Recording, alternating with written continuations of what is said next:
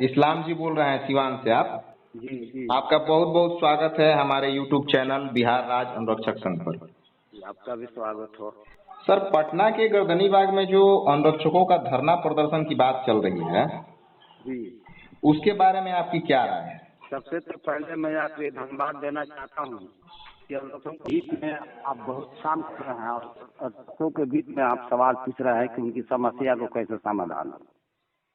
दूसरी बात यह है कि जो गर्दनी बाग में धरना का बात हो रहा है, तो हमारे कहने का मतलब ये है कि अनुरक्षकों के अंदर इकाई है, पहले इकाई बनाकर तब लड़ाई लड़ना चाहिए। पहले पंचायत स्तर पर, प्रखंड स्तर पर बनाकर जिला का एक तो अध्यक्ष बनाइए, तब सैनिक तैयार हो, तब आप स्टेट में उसको बुलाइएगा। आप एक पंचायत में अपना संगठन नहीं बनाए और चल रहे हैं आप स्टेट में लड़ाई लेने के लिए, तो होगा खाली बंदूक दिखाकर उसमें कारतूस का पता नहीं चलेगा, तब मार खाइएगा कि मार कर आइएगा, बताइए इसी से। तो सबसे पहले ये है कि आप लोग पहले अपने अंदर संगठन को बनाइए, ठगने वाली बात मत कीजिए और अनुरक्षक के हित में काम करने वाली बात हो। ये नहीं कि हम प्रदर्शन दिखाकर उसे चंदा वसूली कर रहे, बात नहीं होना चाहिए और ये सब गलत बात है। हमारा कहना ये है कि पहले आप लोग हर अनुरक्षक को जोड़िए और जोड़कर पहले अपने प्रखंड में और जिला में अपनी बात को उजागर कीजिए, तब जहाँ जाना हो जाइए। हम इसको विरोध करते हैं, पहले संगठन अपना बनाइए, संगठन को हम अपने संगठन को दिखाइए कि हमारे संगठन के अंदर कितना ताकत है, कितना बाजू में हमारा ताकत है। मतलब आपके हिसाब से धरना प्रदर्शन होने से पहले सबसे पहले जरूरी है कि आप अपने जिला में, अपने प्रखंड में या अपने पंचायत लेवल पे आप अपना सुधार कीजिए, वहाँ पे संगठन बनाइए और वहाँ से लड़ाई पहले लड़ना शुरू कीजिए। जी जी, यही मेरा कहना है।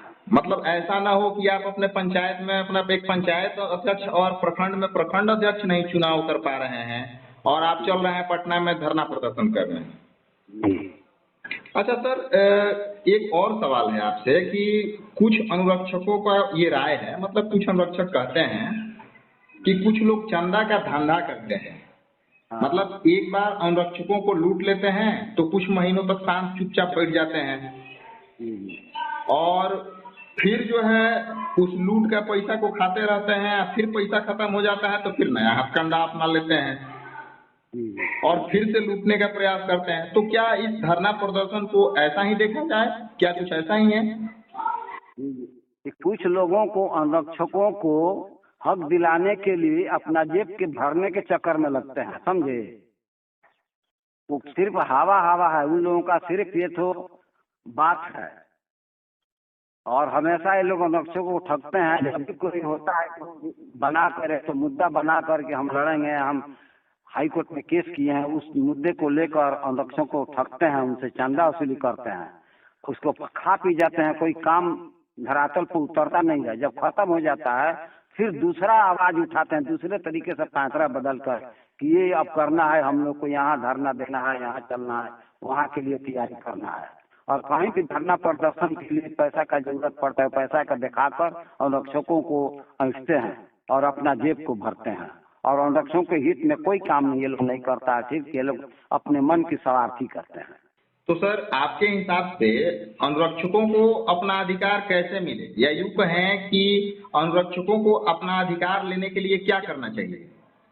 अनुरक्षकों को अपना अधिकार लेने के लिए पहले अपने आप को समझे कि हम अनुरक्षक हैं तो किस हिसाब से हैं, अपने अनुरक्षक होने का सबूत इकट्ठा कर लें, ठीक है। और दूसरा सवाल कि अनुरक्षक के नाम पर हम लोग को लड़ाई लड़ना है, हम लोग इतना दिन चयनित हुए हो गया लेकिन इसका कोई समाधान नहीं हुआ। कभी कुछ लेटर निकलता है, कभी कुछ लेटर निकलता है, लेकिन कुछ लेटर को कुछ नहीं कहना है। बस 1153-58-50-77-07 जो भी हुआ है वो अनुरक्षक है, अनुरक्षक रहेगा। इसको किसी को हटाने से हटने की कोई सवाल ही नहीं पैदा होता। जब हटाएगा तो सरकार अपनी योजना को बंद करना होगा तभी हटा सकता है, बिना बंद किए कोई नहीं हट पाएगा। हम लोग इसका हमेशा जमीनी स्तर पर विरोध करेंगे और इसके लिए हर अनुरक्षक एक दूसरे से जोगाजोग रहने की जरूरत है। अभी सर देखने को मिल रहा है कि अनुरक्षक जो है मुख्यतः दो समूह में बटा हुआ है। जी कुछ लोग ऐसे हैं जो चयनित एवं कार्यरत अनुरक्षकों की लड़ाई लड़ रहे हैं, तो कुछ लोग ऐसे हैं जो भूमिदाता भूस्वामी की लड़ाई लड़ रहे हैं। तो आपको कौन सा सही लगता है, क्या मतलब होना चाहिए? देखिए, ये चयनित संरक्षक को हम लोग को लड़ाई लड़ना है, भूमिदाता की लड़ाई नहीं लड़ना है। इसलिए कि हम लोग भूमि एग्रीमेंट में किए हैं, हम लोग लिखित पढ़ दिए हैं। इसलिए हम लोग माने टेम्पररी में दिए हैं नल जल चलाने के लिए, जल हर घर पहुंचाने के लिए।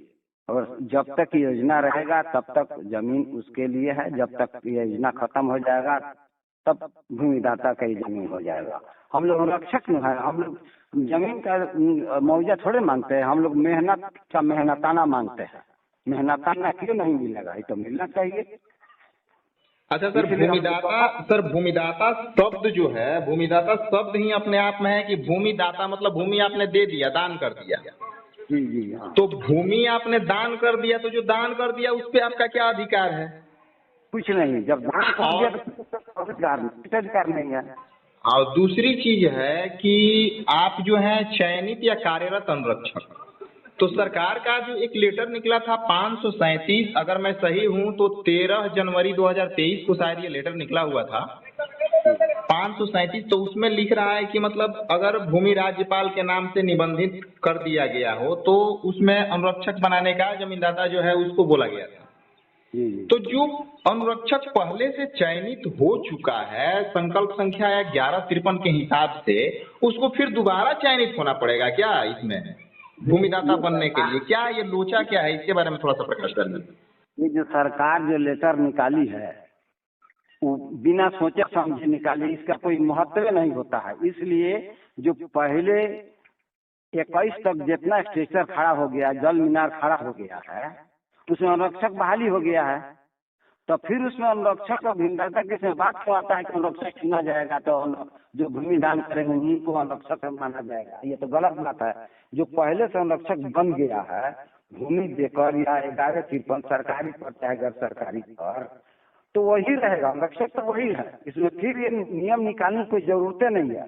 हाँ, अगर जहाँ नहीं है अनुरक्षक वहाँ के लिए ये लागू होगा, और जहाँ जल मीनार नहीं बैठा है तो अपना भूमि अपना देकर और अपना बन जाएंगे अनुरक्षक, वो लोग बनेंगे। लेकिन जो पहले से और यदि अनुरक्षक बना हुआ है वो तो अनुरक्षक रहेगा, चाहे जो जमीन देकर बना है सो या जो प्राइवेट जमीन पर है वो, सब अनुरक्षक ही है और अनुरक्षक का हक मिलेगा और उन लोगों को मानदेय मिलना चाहिए।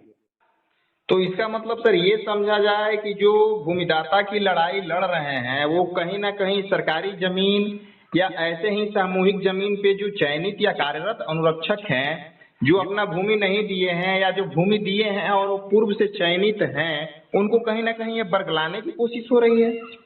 जी अच्छा, ये बतलाइए कि अभी जो नहीं जो लिखा अपने भूमि पर है, जब लिख देगा तो सरकार का हो जाएगा, तो फिर सरकार पर होने के सरकार जो चाहे यो करेगी। तो जहाँ सरकारी का है वहाँ कहता है कि वार्ड रहेंगे।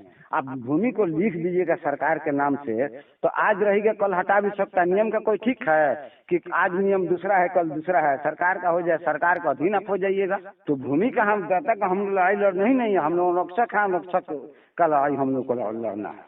सरकार उल्टा सीधा नियम बनाती है। आप अपना बहुमूल्य समय दिए, इसके लिए आपको बहुत बहुत धन्यवाद सर।